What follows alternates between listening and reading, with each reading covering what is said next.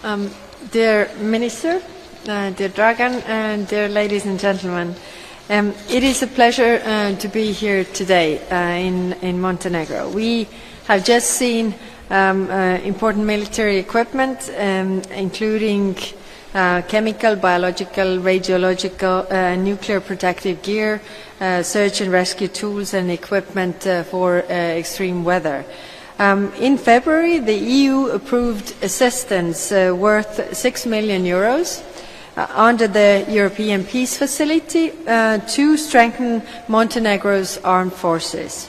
In the coming weeks, we will work with you to create a detailed list of Montenegro's specific military needs so we can continue providing the right support. And this equipment will add to the €6 million for the Balkan Medical Task Force. We will provide medical vehicles, field hospital tents and emergency heating systems. Much of this aid will arrive over the course of this year. Our assistance aims to strengthen Montenegro's defence capabilities and ensure that its armed forces can work better alongside the European Union, but also alongside NATO. I also want to thank Minister for Montenegro's support of the Horn of Africa. In doing this, Montenegro is directly contributing to our collective efforts in crisis management and geopolitical stability.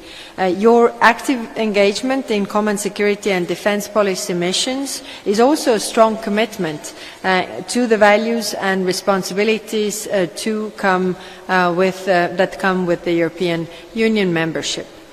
Tomorrow I will be in Albania and Bosnia-Herzegovina, where I will urge the local leaders to stop divisive rhetoric and attacks on the constitution.